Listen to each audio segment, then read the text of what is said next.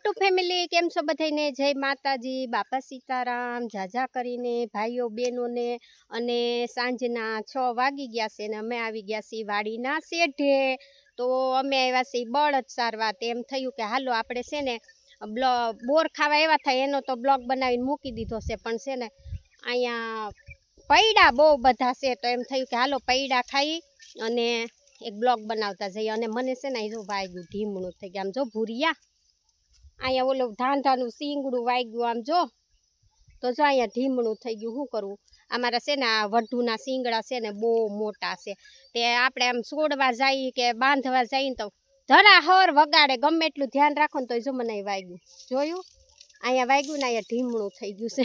ભારે કરી હો, મારો વઢુડો તો બહુ ગોલો છે, એનો વાંક નથી, કેમ કે એના સીંગડા જે એવડા મોટા છે ને તો વાગી જ જાય. તમે ગમે એમ કરો ને તો જો મને વાગી ગયું, હોજી ગયું. અત્યારે દેખાણું, અત્યાર સુધી નહોતું દેખાણું, પણ અત્યારે દેખાણું કે અહીંયા વાગી ગયું છે ને હોજી ગયું ને તો જો અહીંયા હોજી ગયું. મને આ વિડીયો શૂટ કરતી હતી ને તો દેખાણું કે અહીંયા શું થયું છે, પણ અહીંયા હોજી ગયું કે યાદ આવ્યું કે બળદનું સીંગડું જરાક અડી ગયું છે. બહુ વાંધો નથી આવ્યો.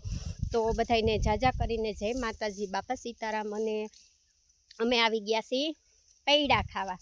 તો જુઓ દેશી કેવા સરસના પૈડા, લૂમે લટકે ઝૂમે ઝૂમે છે. જુઓ કેટલા બધા પૈડા છે સરસના. તો હું આમ નીચું કરે એટલે મારો ભૂરી આગળ આંબી લે કે મમ્મી પૈડા ખાવા છે. તું કાલ આપણે બ્લોક. અને આ પૌડા, આ લીલા પૈડા ખાઈને આમ લાગે બહુ કડવા, પણ આ લીલા પૌડા છે ને ફાયદાદારક છે. આનાથી છે ને લીલા પૈડાથી જીવાત હોય ને, જીવાત આપણા પેટમાં, એ બધી આ ખાઈને તો જીવાત છે ને ઘણો ખરો આપણને આમ થોડોક ઓલું આરામ રહેશે, કેમ કે કડવા બહુ જ હોય આ પૌડા. તો આ લીલા પૌડા ખાઈને તો જીવાત અંદર બધી મરી જાય છે. એટલે એ પહેલાંની ગઢિયાની કહેવત છે. નાના છોકરાને છે ને પહેલાં નાના છોકરા, મારા સાસુજી એમ કે નાના હતા ને તો પહેલાં કાંઈ ભાગ ન મળતો, પછી છે ને બાવળેથી આવા પૌડા તોડી આવીને છોકરું નાનું હોય ને તો મોઢામાં આપી દે, સાયવા કરે. એ કે દવાખાને થોડું જવાનું હોય, એ કે એને લીલો પૌડો પકડાવી દો ને એટલે એને જીવાત એ કે મરી જ જાય.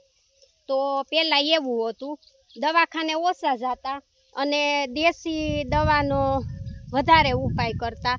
તો જો અમારે વાડીના શેઢે પૌડા કેટલા બધા આવ્યા છે, તમે જોઈ શકો છો. જુઓ કેટલા પૌડા આવ્યા છે. તો અમને એમ થયું હાલો એક બ્લોગ બનાવી નાખીએ. કેવો લાગ્યો? કડવો લાગે ને, આ કડવા લીલા હોય ને કડવા લાગે. જો એ નીચે પણ કેટલા બધા પડ્યા છે વિનલે અગો.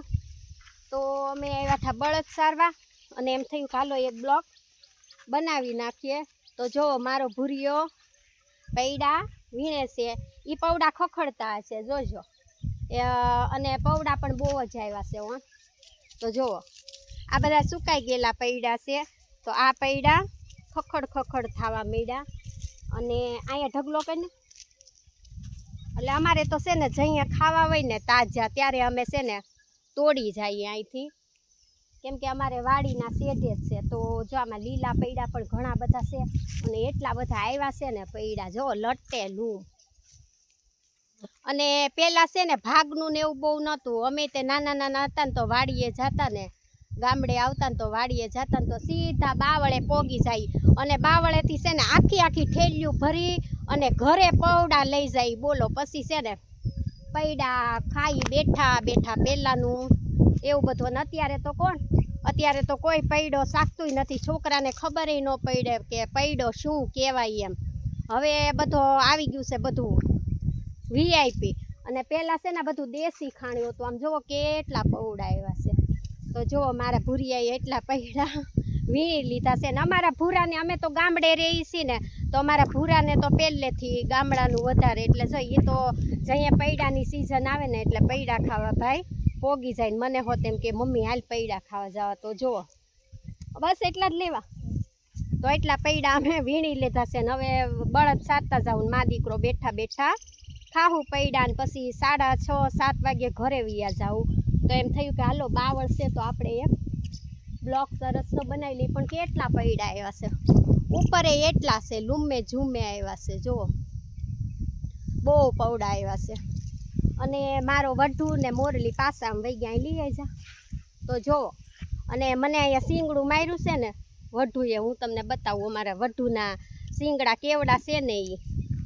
આ બસ લઈ આવી તો વઢુને પાછા વિયા જાહે ન્યા. કેમ કે તમે બધા વિડીયામાં જોવો છો મારા વઢુના કેવડા કેવડા શીંગડા છે, પણ આ તો બતાવવું જરૂરી છે. જો વહી ગયો તો એમ થયું કે હાલો એક બ્લોગ બનાવી લઈ. અને પૈડા સરસના છે, બહુ બધા આવ્યા છે પણ વણ તો બહુ આવ્યા છે, લટ્ટે લૂમે આવ્યા છે પૈડા. જો કેટલા પૈડા આવ્યા છે, આખો બાવળ ભર્યો પૈડાનો. તો આ લીલો પૌડો ખાઈને તો થોડુંક રાહત રહે. પેલાના ગઢિયા એમ કહેતા કે લીલા પૌડા ખાવાથી બહુ શરીરને સારું રહે. કડવો લાગે પણ દવા લેવા જાવી દવાખાને એને કરતાં 2 પૌડા સાવી જવા સારા, તો સારું થઈ જાય. ને અમે તો હજી આવી માન્યતા રાખી છે ગામડામાં રહીને. તો છોકરાને મેં તો મારા ભૂરાને પહેલેથી આવું બધું ખવડાવેલું છે, તો અત્યારે એને ભાવે જ છે, આવું બધું નહીં ખાય છે. પણ અને મને મારા વઢુએ શીંગડું માર્યું ને હું તમને બતાવું. મારા વઢુના કેવડા શીંગડા તમે જોયા જ છે.